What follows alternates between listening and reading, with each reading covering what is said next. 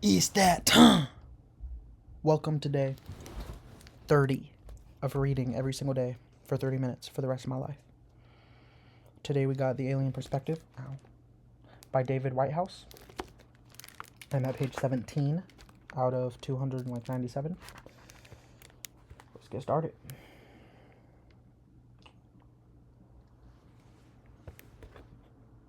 Started now. Let's get it. Jig of life. So deep is the conviction that there must be life out there beyond the stars, beyond the dark, he says. One thinks that if they are more advanced than ourselves, they can come across space at any moment, perhaps in our generation. Later, contemplating the infinity of time. The infinity of time. One wonders if perchance their messages came long ago, hurtling in the swamp muck of the steaming cold forests. The bright projectile clambered over the hissing reptiles, and then the delicate instruments running mindlessly down with no report. In the case of every predominant animal the world has ever seen, the hour of its ascendancy has been the eve of its entire overthrow. The 19th century Scottish philosopher Thomas Carlyle said that the universe was a sad spectacle. If they, the stars, be inhabited, what a scope for misery and folly. If they be not inhabited, what a waste of space. If you look at images of distant clusters of galaxies, knowing that each galaxy is 100 million stars, or so stars, at the images of much closer star fields, where they seem to be many stars like grains of sand on a beach. Carlyle's sentiment is understandable. There is such a lot of space out there, more than is imaginable to us. But then I look at life on Earth, and I disagree with Carlyle. If there were no life found anywhere in the cosmos, not around any of those stars or any of those galaxies, other than that on Earth, then it would be not a waste of space, not a tragedy. Life on our own planet is glorious in its designs, diversity and abundance. In our world, everywhere that is possible for life to be, we find it. And our ideas about what is possible for life are changing all the time. If the universe offered up only one place for life, then the Earth has done it justice. If you look to the skies, to those stars and galaxies, you may find life and intelligence. But I contend that nothing out there would distract from the magnificence of what you see here, of what you and I are a part of. Made from the same atoms as stars, on the world nature has woven a magnificent tapestry, and its threads are time and death. Any thought of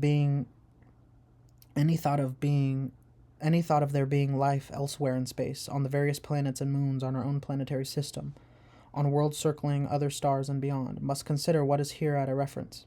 Life as we know is our starting point. Life emerged from a dead cosmos initially composed of 99.9% hydrogen and helium, the two simplest atoms out of which you can make, as far as we know, very little except for simple stars which formed on what has been called the cosmic dawn 250 to 350 million years after the Big Bang.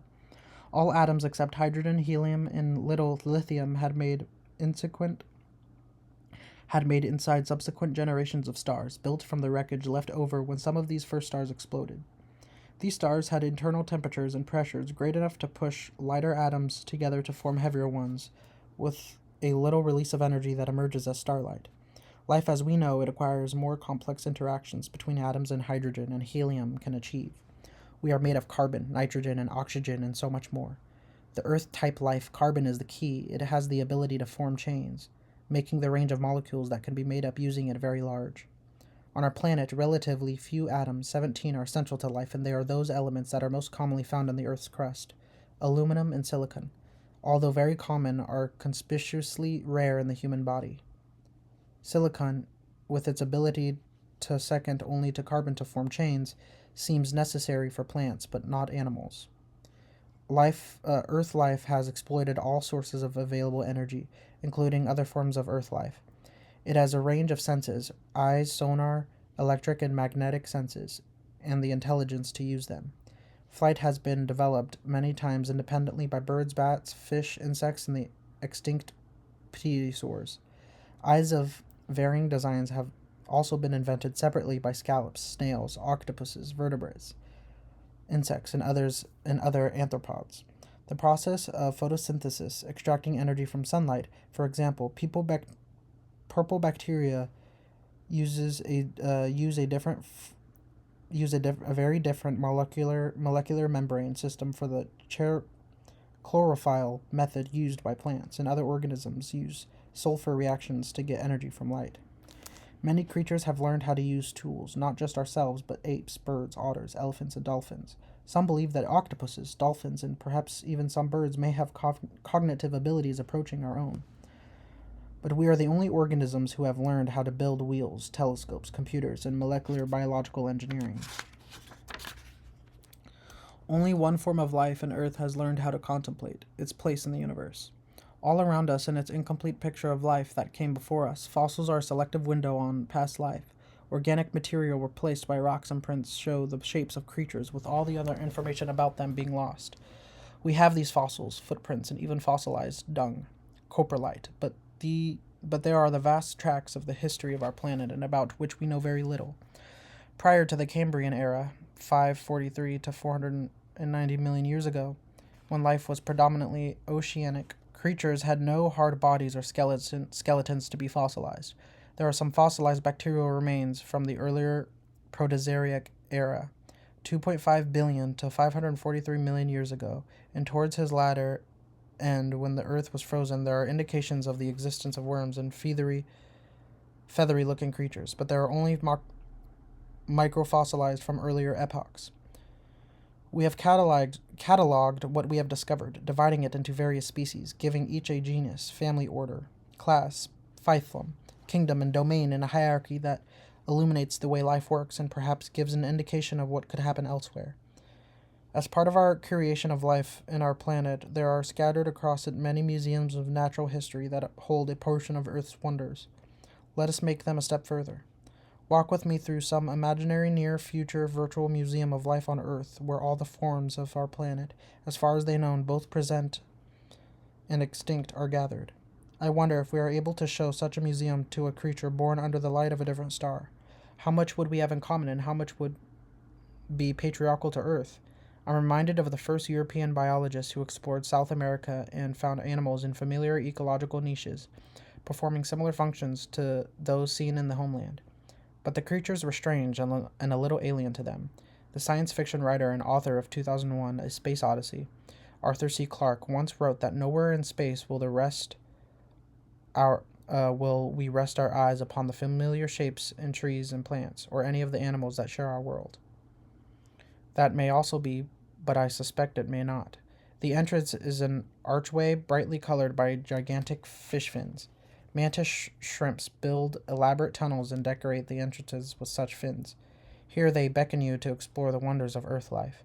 My museum has a central spectacle with various wings, galleries, and precincts devoted to different domains and kingdoms of life. As you enter, high above you are changing displays highlighting this diversity. As you walk in on this occasion, you are bathed in the dim light of the ocean's twilight zone, a few meters beneath the surface at a sea angle. Angel flaps its tiny wings. Accompanied by smaller so-called sea butterflies, they seek out food, and as your eyes become accustomed to the gloom, you begin to make out rich red and peach colors that are often displayed by such pteropods. They are interrupted by something of a vastly different scale, the largest animal who has ever lived on planet Earth, a 190-ton blue whale swimming past in search of shoals of krill. Life on Earth accompanies many scales, from the blue whale to the smallest life forms, just 8.5 thousandths of a millimeter in size when fully grown. Before you depart the dim reaches of the ocean, other creatures become apparent.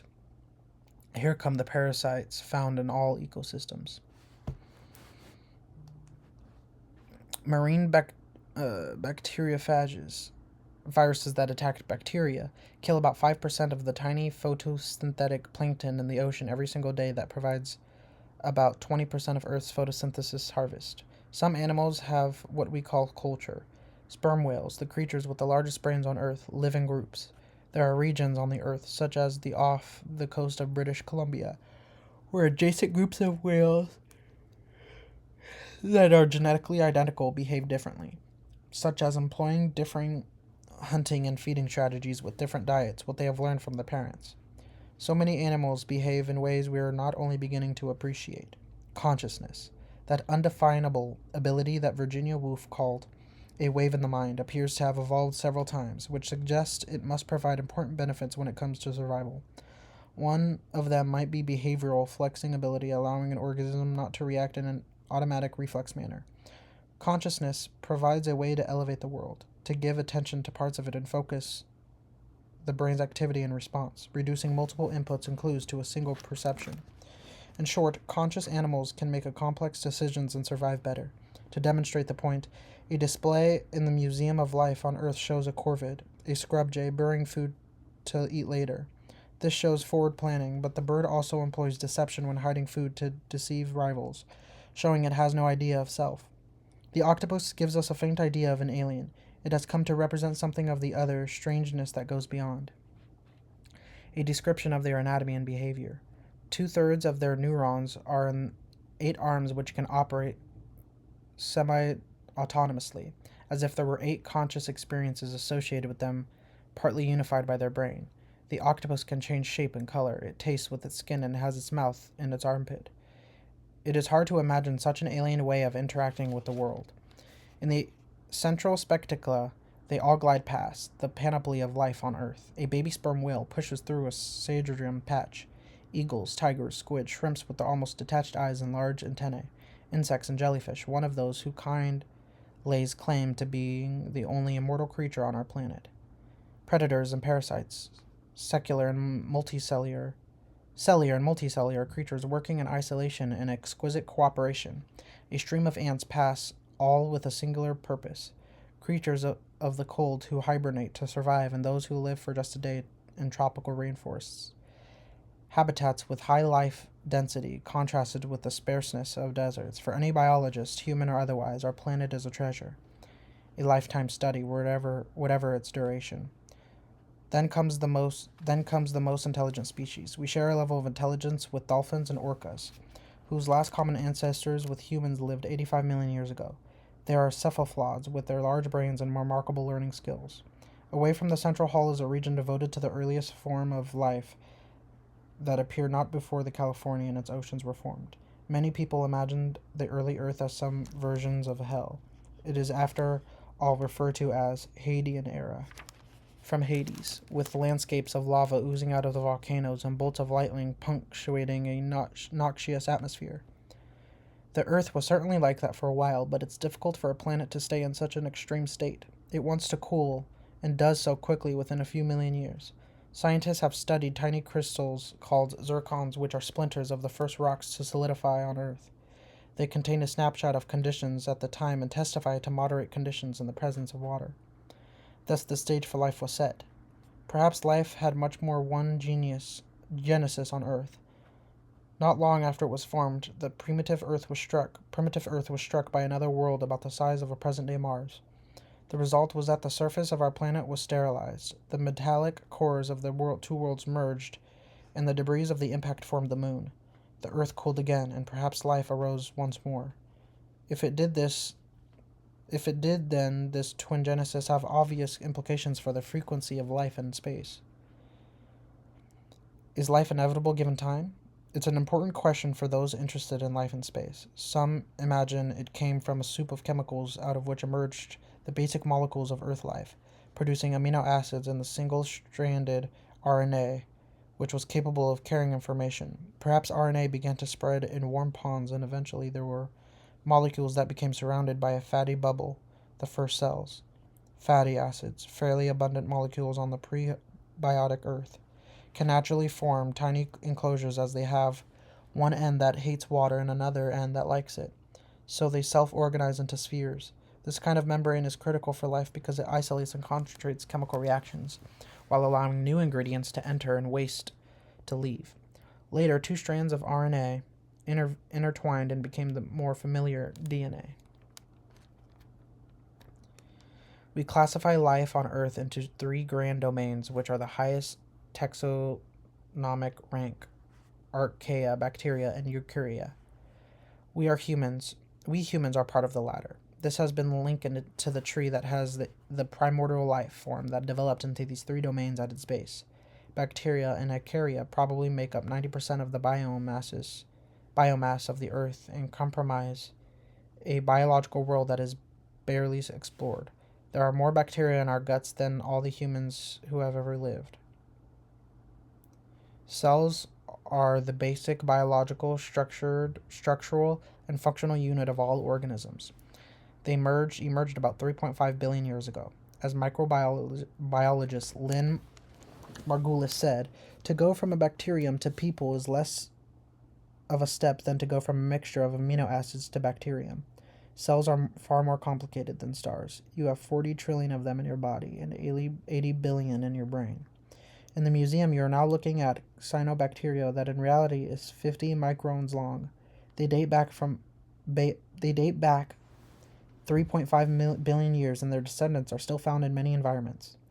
They are one of the Earth's most successful organisms and helped produce almost all the oxygen in the atmosphere. Around 2.4 billion years ago, during the Proterozoic era, a time of mountain building and a supercontinent was being assembled. Oxygen appeared in substantial quantities on Earth's atmosphere for the first time.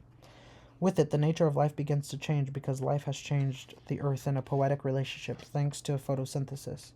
The oxygen was toxic to most life forms, but the increased energy is provided to some remove the blocks on life's potential. The Great Oxidation Event, as it is called, is a key event in the development of complex life. The oxygen in your bloodstream, an efficient way of delivering energy to cells, is there because there's ancient. I'll read it like this. They can also form many called organisms. Some believe that oxygen is essential for multicellular organisms, but all we can truly say is that this is just the way it happened here. Perhaps this early story also applies to other worlds. It might be that oxygen will accumulate in the atmosphere of almost oceanic planets as they age, fueling the development of more advanced life forms. One wing of the museum asks, what are life's limits? On Earth, life is almost everywhere. You look even in regions where you would think it was impossible. Life on Earth has found many ways to exist, and so our visit to the Museum of Life on Earth could tell us a great about the life elsewhere in the universe. We are now visiting the Isle of Extremophiles. We are descended from extremophiles. The creatures closest to the root of the tree of life on Earth lived in conditions most life on Earth today could not endure. They are found in every environment, every masterful at metabolizing carbon as well as nitrogen, sulfur, iron, and phosphorus in these extreme conditions. The oldest common ancestor in all life on Earth was probably therophilic. It was able to tolerate great heat. Its transcendents are still able to be found in places like the hot springs of Yellowstone National Park or the superheated water found in deep-sea vents. Extremophiles challenge our assumptions about life. One of them can grow in water temperatures of 121 Celsius. Some scientists believe that there may even be extremophiles living near deep-sea hydrothermal vents that could tolerate temperatures up to 200 Celsius. At the other extreme, ice worms move through Alaskan glaciers and methane ice deposits in the Gulf of Mexico using natural and even beyond. Life has just adjusted to living in the toughest freshwater lakes on Earth. In the La Cangrabra caldera in the atomic desert, bacteria has adapted to the high UV flux at the altitude that usually damages molecules. Life is found at the deepest seafloor of the Mariana Trench, 11 kilometers deep, where the water pressure is 1,100 times the air pressure at sea level. Single-celled organisms called foraminifera are found in these sediments, where they have been feeding on sunken organic matter for the hundreds of millions of years. The museum display changes again, and you are now many kilometers below the Earth's surface to examine a kind of life that blurs the boundaries between chemistry, physics, geology, and biology. It seems that radioactivity can sustain life by being able to split water molecules into oxygen, peroxides, and radicals, all sources of energy that can be used for metabolism. This once overlooked process of radioanalysis has opened up whole new vistas into what life could look like and how it might have emerged on a primitive Earth. This new metallic landscape is almost unexplored. By various estimates, the uninhabited subsurface may be twice the volume of the oceans. The display new morphs to show Mars as seen from orbit, zooming in on regions that might be able to use radiolysis to sustain microbial or ecosystems akin to those on Earth, where future missions could be targeted. If life on Earth exists without the benefit sunlight, then we must change the traditional understanding of there being a habitable zone around a star. Behold now a tardigrade with its 5 body segments, 4 paired clawed legs, and a single gonad. They have a multi-lobed brain and a robust digestive and nervous systems. Discovered in 1973, more than 100 species are known, but there may be hundreds more yet to be found.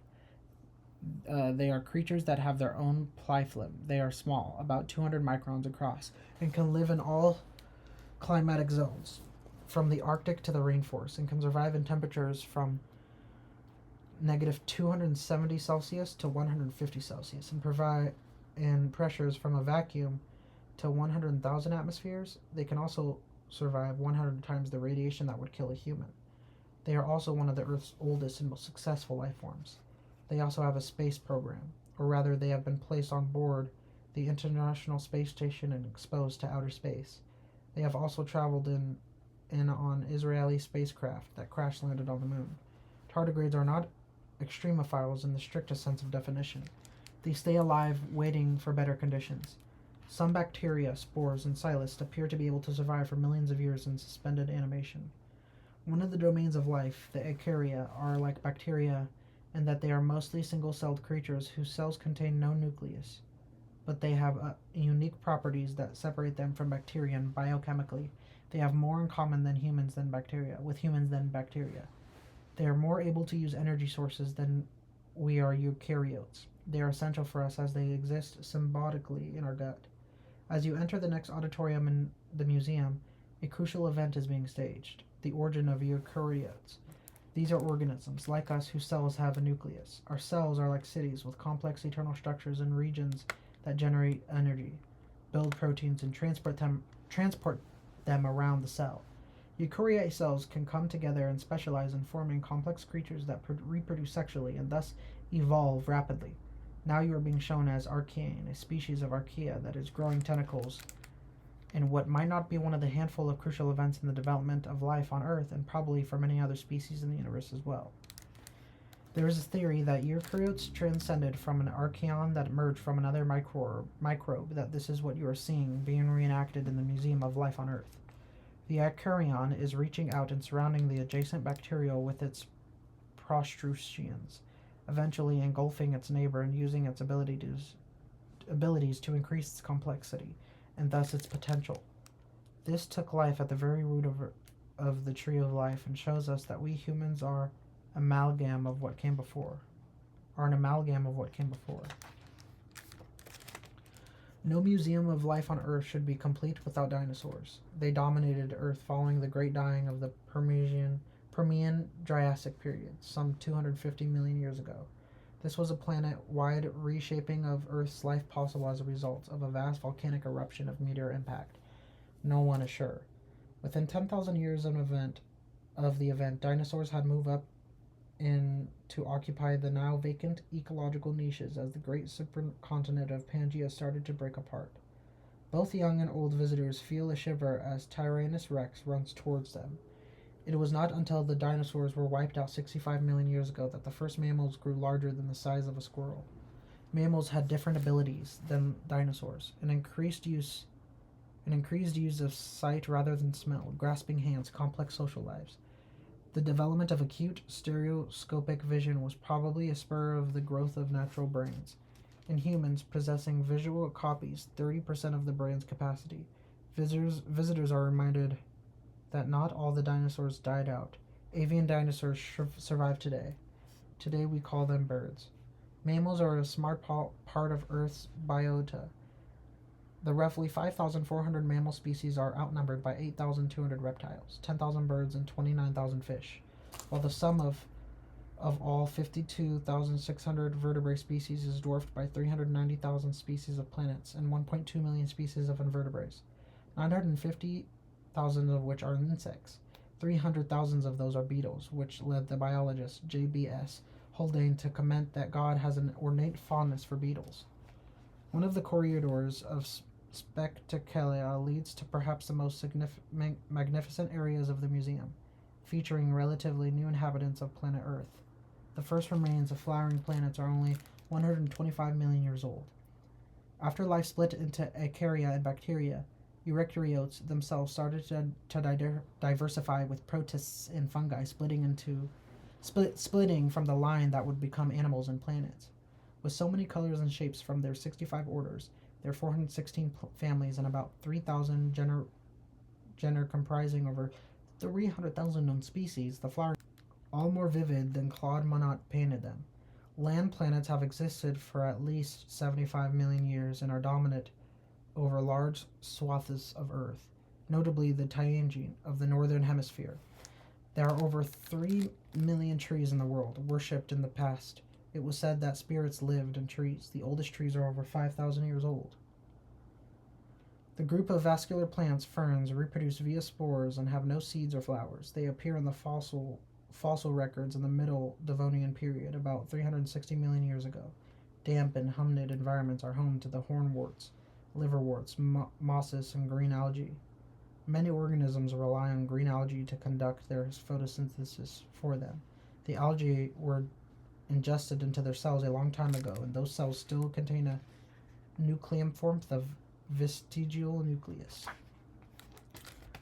Next time you are introduced to the bioluminescent creatures, starting with fireflies sitting around and then sedentarily glowing worms. Night falls on a coral reef, which under the blue light returns the pink and green glow of creatures unseen, and then those of the deep ocean, which carry luminescent lures, and those in whose pulsations carry an unknown message. You then hear the sounds of the ocean, the clicks of the whales and climbing screech that touches something melodic and ethereal, high squeaks, bass notes, and songs of a male humpback whale, which may last half an hour. Do I have any water? I don't think I do. Half an hour, and sweeps across ocean basins and is done for 50 million years. In the darkness of the oceans, relationships are conducted by sound. You walk through the museum emphasizes how little we know about some of the most common life on this planet. Consider the middle depths of the ocean that were once regarded as vast, empty, sterile wastes, with only a thin rain of debris falling from the lighted zone above.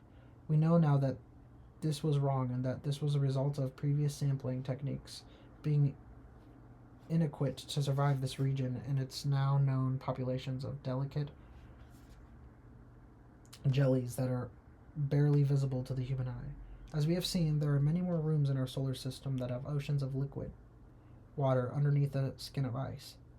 Principal among them are Europa, orbiting Jupiter, and Enceladus circling Saturn. There is water kept above freezing, and that heat is released into the interior of those tiny worlds due to tidal stress that is induced by the orbiting giant planets. Here we have environments that have been stable for tens, perhaps hundreds of millions of years, along with nutrients and energy.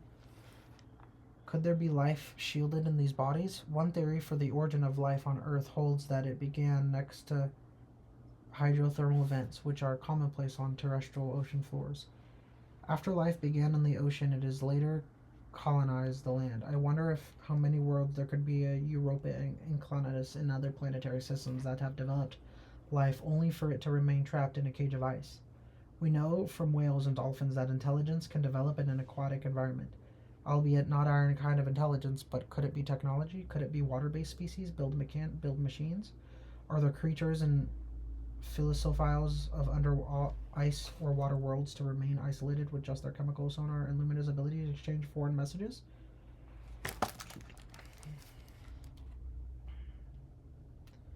We are beginning to develop the machines we will send to Europa in the next decades to drill through its ice shield. When it breaks through the basal ice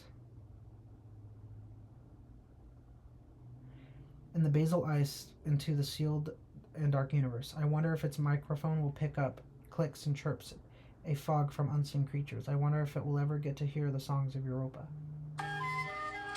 Looks like 30 minutes is up. That was day 30 of reading every single day for 30 minutes for the rest of my life. Let's go. Page 33. See you in day 31.